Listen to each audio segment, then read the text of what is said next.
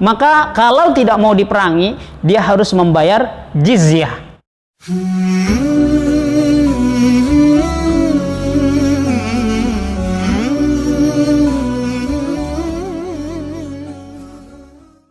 Assalamualaikum warahmatullahi wabarakatuh. Alhamdulillah, wassalatu wassalamu ala rasulillah wa ala alihi wa ashabihi wa mawala amma ba'du. Baik teman-teman, alhamdulillah setelah kita bersyukur kepada Allah Subhanahu wa taala atas karunia yang Allah Subhanahu wa taala berikan kepada kita berupa nikmat kesehatan, nikmat panjang umur dan lain sebagainya. Kemudian kita juga tak lupa bersalawat kepada Nabi kita yang mulia Muhammad sallallahu alaihi wasallam, manusia terbaik, suri tauladan kita semua sebagai umat Islam yang beriman kepada Allah dan Rasulnya sallallahu alaihi wasallam. Teman-teman semuanya, pada kesempatan kali ini saya sharing buat teman-teman berkaitan dengan kehormatan seorang muslim. Saya ambilkan dari hadis Nabi sallallahu alaihi wasallam yang terdapat dalam kitab Hadis Arba'in Nawawi.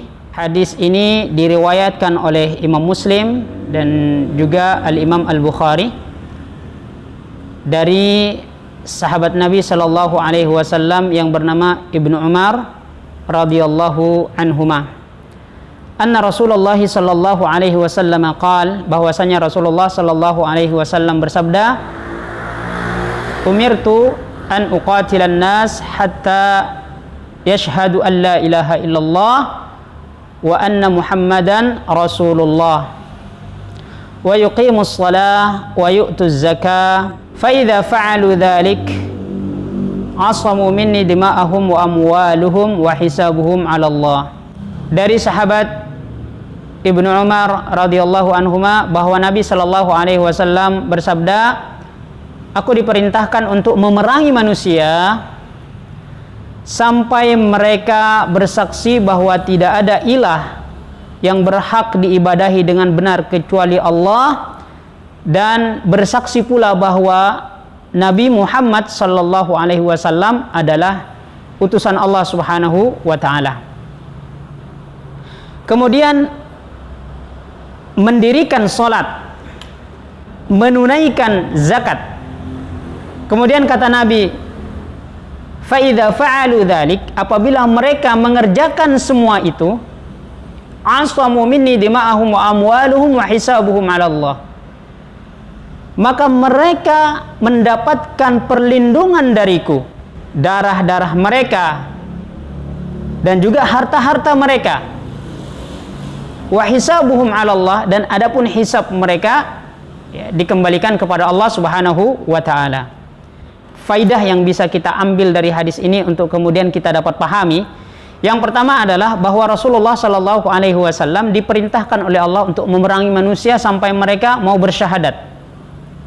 Ya, mau bersyahadat, baik itu bersyahadat tauhid yaitu la ilaha illallah maupun syahadat Rasul wa anna Muhammadar Rasulullah. Bagaimana misalnya kalau tidak mau bersyahadat, mengakui bahwa Allah adalah satu-satunya zat yang berhak diibadahi dengan benar dan Muhammad adalah utusan Allah, maka kalau tidak mau diperangi, dia harus membayar jizyah.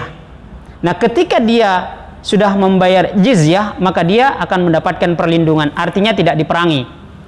Seperti itu. Kemudian yang kedua teman-teman, bahwa yang dapat kita pahami dari hadis ini, yang kedua adalah dibolehkannya kita memerangi orang-orang yang tidak mau membayar zakat. Ya, hal ini juga pernah dilakukan oleh sahabat Nabi Shallallahu Alaihi Wasallam, kalau tidak salah sahabat Abu Bakar radhiyallahu anhu.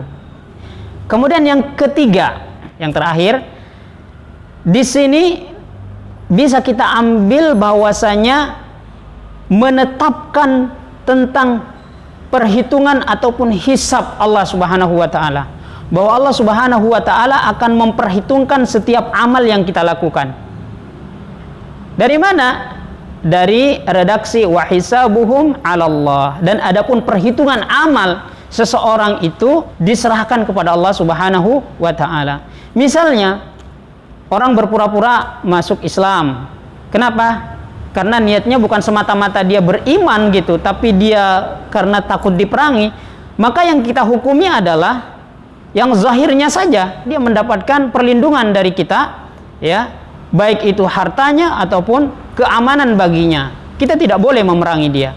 Adapun karena dia menerima Islam berpura-pura, maka semuanya itu diserahkan kepada Allah Subhanahu wa taala. Jadi demikian teman-teman, dari hadis ini setidaknya kita dapat memahami 3 hal. Yang pertama, bahwa Rasul sallallahu alaihi wasallam diperintahkan untuk memerangi manusia yang tidak mau beriman. Ya, pertahankan tidak mau beriman gitu kepada Allah dan Rasulnya, maka dia harus membayar jizyah. Kalau sudah membayar jizyah, maka dia tidak boleh diperangi, tidak boleh diganggu. Kemudian yang kedua adalah yang tadi saya sebutkan, yaitu dibolehkannya kita memerangi orang yang tidak mau bayar zakat. Kemudian yang terakhir tadi, menetapkan bahwa Allah Subhanahu wa taala akan menghitung setiap amal perbuatan manusia. Ya, jadi tidak ada dari perbuatan manusia ini yang tidak diperhitungkan oleh Allah Subhanahu wa taala. Demikian sahabat Elfat TV, teman-teman, subscriberku semuanya.